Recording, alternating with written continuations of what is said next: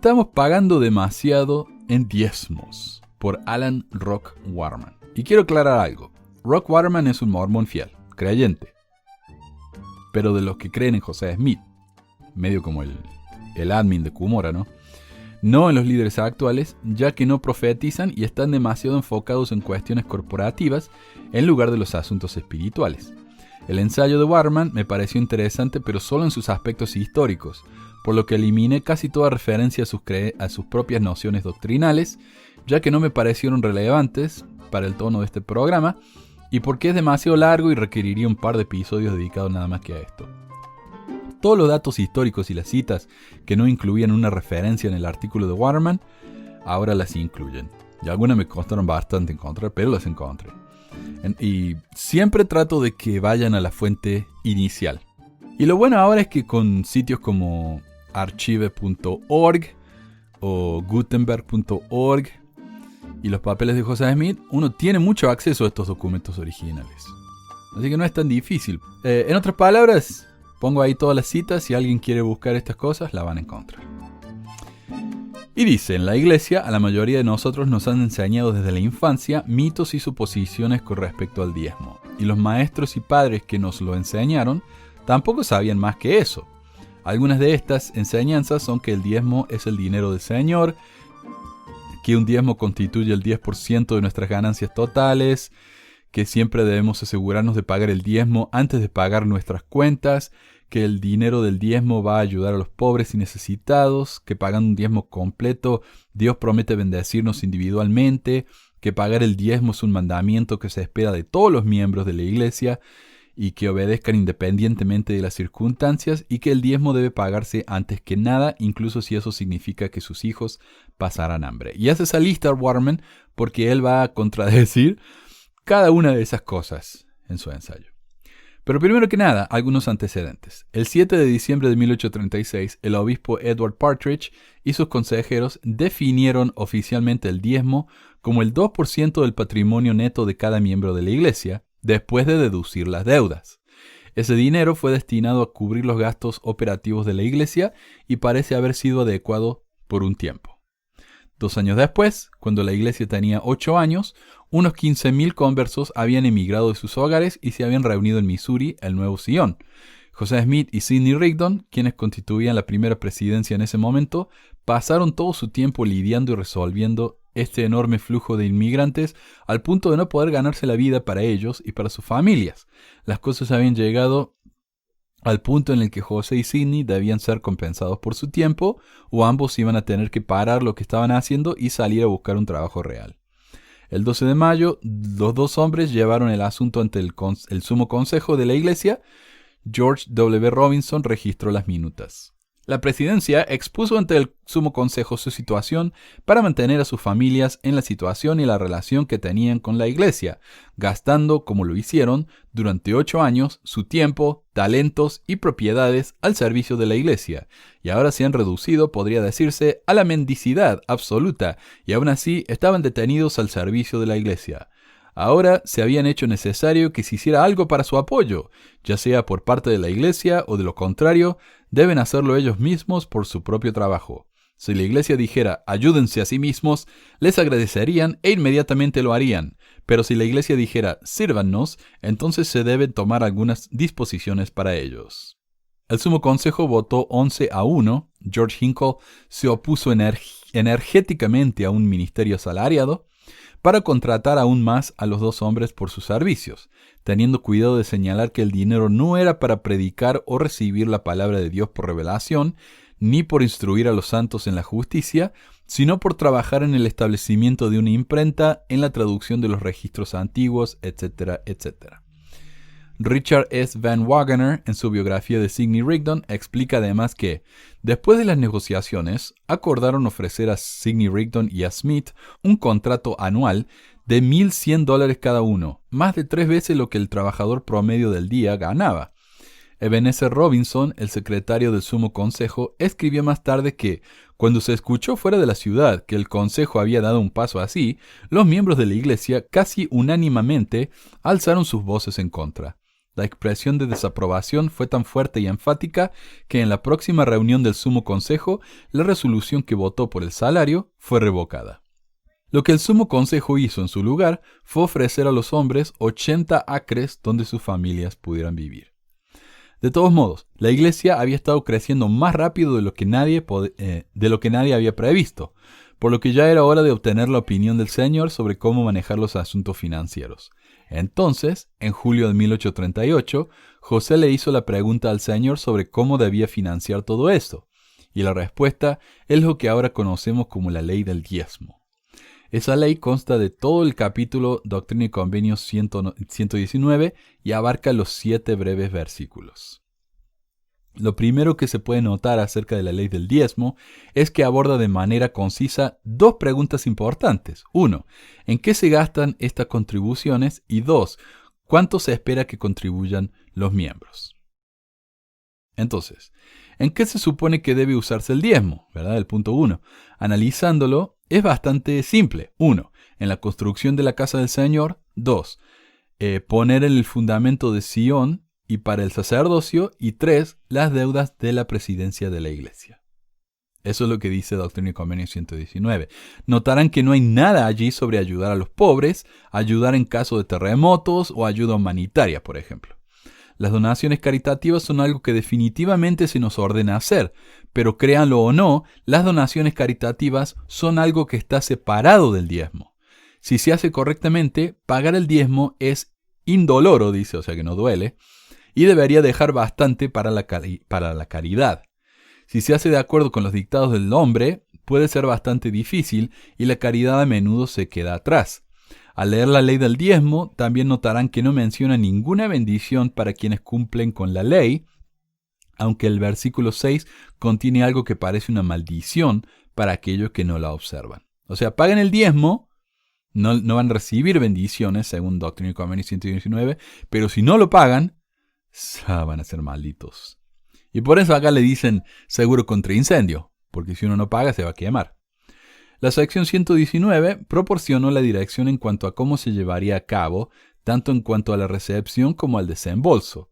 Esto es lo que significa la ley del diezmo. Se refiere al derecho procesal, en oposición a un mandamiento. De hecho, la palabra mandamiento, obedecer u obediencia, no aparece en toda la revelación. Hay algunas partes en Doctrina y Convenios donde se menciona brevemente el diezmo, como en Doctrina y Convenios 64, 97, 85, pero si se busca la verdadera ley del diezmo, solo se encuentra en la sección 119. Esa es la ley del diezmo en su totalidad. Lo sabemos porque en los versículos 3 y 4 el Señor nos dice que este será el comienzo del diezmo de su pueblo y que será una ley permanente para nosotros para siempre. Entonces, lo que sea que cualquier mormón crea sobre el diezmo, si no está ahí, no es parte de la ley. En el primer verso, el Señor anuncia la primera parte del diezmo. Es para que todos los bienes excedentes sean puestos en manos del obispo. Habría sido un término sorprendentemente fácil de cumplir, ya que los primeros santos entendieron que el significado de la palabra excedente era cualquier propiedad que tenían y que realmente no necesitaban o no utilizaban. Era la sobra. Si el hermano Zeke estaba criando pollos, tenía que quedarse con todos los pollos que su familia podía comer durante el año, más lo suficiente como para intercambiar por otras necesidades, junto con tantos huevos como su familia pudiera consumir, comerciar o vender para otras necesidades. Si tenía gallinas y huevos adicionales más allá de las necesidades de su familia, ese era el excedente de Zeke, y esos iban al obispo como su diezmo. Estos eran pollos que Zeke apenas echaría de menos y que el Señor hizo que fuera tan fácil separarse de su propiedad a propósito. Diezmar no debe ser una prueba, está destinado a ser algo práctico, algo para obtener un propósito. Pagarlo no pretendía ser algo difícil para nadie. No había nada nuevo e inusual en este método de diezmar. José Smith aclaró ciertos aspectos de la ley, ya que a menudo se ha entendido mal. Por ejemplo, en Génesis 14 de la versión del Rey Santiago, nos queda la impresión de que Abraham pagó 1/10 parte de todas sus posesiones. Eso habría sido mucho como para que Melquisedec pudiera cargar de regreso a su casa, porque Abraham tenía muchas posesiones, era muy rico. Sin embargo, En la traducción más reciente de José Smith encontramos que Abraham le pagó diezmo de todo lo que tenía, de todas las riquezas que poseía, que Dios le había dado, más de lo que necesitaba. O sea, todo lo que Dios le había dado, más allá de lo que él necesitaba, el diezmo de eso. Todavía es mucho, pero ahora vemos que no es una décima parte de todo lo que tenía. Abraham dio solo una décima parte de su excedente. Dios nunca ha querido que su pueblo le pague primero. Bueno, acá está hablando Waterman, ¿verdad? Como creyente. Dios nunca ha querido que su pueblo le pague primero o que le dé a la iglesia antes de satisfacer las necesidades de nuestras familias. La ley de Dios siempre ha sido extremadamente justa, pero los hombres siempre parecen ansiosos por modificar la ley de Dios para su beneficio. José Smith no había estado en su tumba ni siquiera un mes antes de que el quórum de los 12 apóstoles emitieran un edicto declarando que, en lugar de su excedente, los santos debían dar, en adelante, una décima parte de todas sus propiedades y dinero, y luego que sigan pagando una décima parte de sus ingresos a partir de ese momento. O sea, voy a explicar.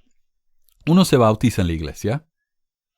En el momento de bautizarse, uno tiene que pagar la décima parte de todo lo que tiene. De ahí en adelante, todos los meses o todos los años tiene que ir pagando el 10% de todo lo que va adquiriendo que es nuevo, además de lo que tenía cuando se bautizó. Y en realidad, la ley, según José Smith, era más o menos igual. Cuando uno se bautizaba tenía que dar 10% de todo lo que tenía, más allá de lo que necesitaba, es decir, el 10% del excedente. Pero cuando Brigham Young cambió la cosa, dijo, no, es 10% de todo. Primero dennos todo el excedente de todo lo que tengan, y después de eso, 10% de todo. Y esto está si están curiosos, en un discurso, en una revista que me costó como media hora encontrarlo, pero lo encontré y está en el sitio de BYU. Pongo ahí el link, página 619.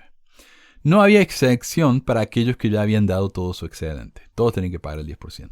Y ténganse en cuenta que los 12 no pretendieron que este cambio representara una revelación de Dios. En ningún momento dicen eso. Esto es una doctrina. Sino que necesitaban más dinero y emitieron un decreto para obtenerlo. Aparentemente cambiaron de manera arbitraria la definición del diezmo solo porque querían hacerlo. Aparentemente, algunas personas no entienden el significado de una ley permanente para siempre, como dice Doctrina y Convenios. Esta es una ley permanente para siempre. Y ellos fueron y la cambiaron. Bueno, el profeta estaba muerto, nueva administración, nuevas reglas. Y adivinen qué, 2 semanas después de este anuncio, los 12 votaron para eximirse de cualquier obligación de pagar el diezmo. Ni siquiera un poquito de excedente. O sea, ¿quién era? Los 12... Los 2 obispos generales, Newell Whitney y George Miller, y el comité del templo de Nauvoo, todos ellos no tenían que pagar nada de diezmo. ¿Por qué? Decía aquí, por sus servicios a la iglesia. La ley permanente de Dios solo había estado vigente durante 6 años, y los encargados de administrarla ya la estaban erosionando. No debería sorprendernos el saber que la cantidad de miembros que se molestaron en pagar el diezmo pronto cayó drásticamente. Menos del 10% de los miembros estaban pagando el 10% de sus bienes. En los años siguientes se juzgaron y propusieron todo tipo de castigos contra los morosos, desde multas hasta excomuniones. Los decretos oficiales y semioficiales sobre qué y cuánto constituía un diezmo completo estaban en constante cambio, y siempre sesgados para favorecer a los líderes de la iglesia sobre los miembros comunes. Para cuando los santos se establecieron en Utah, todas las conversaciones sobre excedentes habían desaparecido del diálogo. O sea, lo que decía Doctrina y Convenios de que era el excedente, o lo que enseñó José Smith de que era el excedente, ahora ya nadie mencionaba la palabra excedente. Desapareció. Se esperaba que los nuevos conversos entregaran el 10% de todas sus propiedades al momento de su bautismo. Luego, otro 10% al llegar a Utah y 10% cada año más a partir de entonces, es lo que dije, ¿no? Y eso está en el Diario de Discursos, volumen 15, página 308, volumen 15, página 359 y volumen 16, página 157. Los primeros santos se habían sorprendido ante la suposición moderna de que el diezmo debe pagarse antes de pagar cualquier cosa, como hacemos hoy, porque para pagar de su excedente debe esperar y ver lo que le sobra. Es por eso por lo que el diezmo se pagaba anualmente. Vemos en el versículo 4 de la ley del diezmo de Dios, ahí en Doctrina y Convenios 119, que después de dar este excedente inicial, quienes han diezmado así, pagarán una décima parte de todos sus intereses anualmente. Bueno, eso es una palabra inusual en este contexto, al menos según los estándares modernos. ¿No está seguro del significado del término interés para los primeros santos de los últimos días? Las definiciones relevantes proporcionadas por el diccionario de Webster de 1828 nos informa que es porción, parte, cualquier ventaja excedente. Y ahí está la palabra excedente otra vez. Resulta que interés es básicamente sinónimo de excedente, al menos lo era en la época de José Smith, como también es el significado de aumento. Entonces cada vez que leemos la palabra interés, excedente o aumento, se refiere a la misma cosa, lo que nos sobra después de que gastamos lo necesario como para vivir. Ahora, ¿no están seguros de lo que se entiende por ventaja excedente? En el mismo diccionario, bajo ventaja encontramos beneficio, ganancia, lucro, también interés, incremento. Pero no significa ganancia lo mismo que interés o salario. Entonces, en los tiempos modernos, cuando nos pagan salario, tenemos ganancia, ¿verdad? ¿No se supone que debemos pagar el 10% de nuestros salarios, ya que nuestros salarios representan una ganancia? No. El significado de ganancia en lo que respecta a una persona siempre ha sido similar a la ganancia que sería para una empresa. El dinero que ingresa a un negocio puede consistir enteramente de lo que obtiene por vender sus productos o ingresos por ventas, pero todos esos ingresos no dan una imagen precisa de cuánto dinero ha ganado el negocio, porque gran parte de ese dinero tiene que volver a salir para cubrir los gastos, para comprar mercadería, para pagar a los empleados, para pagar el alquiler, la luz, etc. Lo que queda después de esos gastos constituye cuánto dinero realmente gana el negocio. Solo cuando la empresa ve un beneficio sobrante ha experimentado ganancias. Del mismo modo, los salarios o sueldos se han definido como compensación por su tiempo y trabajo. Solo después de que haya cubierto sus gastos podrá disfrutar de su ganancia, que es el dinero que puede usarse como desee, para comprar lo que desea, para ahorrar, para alguna compra futura o incluso para quemarlo. Ganancia, aumento e interés son sinónimos de lo que le queda de su salario después de satisfacer sus necesidades, después de lo cual puede utilizar el resto de su dinero para satisfacer sus deseos. Por cierto, ser capaz de distinguir entre lo que se necesita y lo que simplemente desea es la marca de una persona madura. Si honestamente pueden diferenciar entre los dos, felicidades, es usted ahora un adulto. A diferencia de lo que muchos creen hoy, el Señor nunca tuvo la intención de que los enfermos, los lisiados y las viudas dieran lo que no tenían. Bueno, según Warman. La sección 119, versículo 4 nos dice, y después de esto, todos aquellos que hayan entregado este diezmo, es decir, aquellos que tenían un excedente, pagarán una décima parte de todo su interés anualmente. O sea, no todos debían pagar. La ley del diezmo, tal como la dio el Señor, es una ley simple. Es solo cuando lo convertimos en algo difícil y complicado que comenzamos a verlo como un desafío o un sacrificio.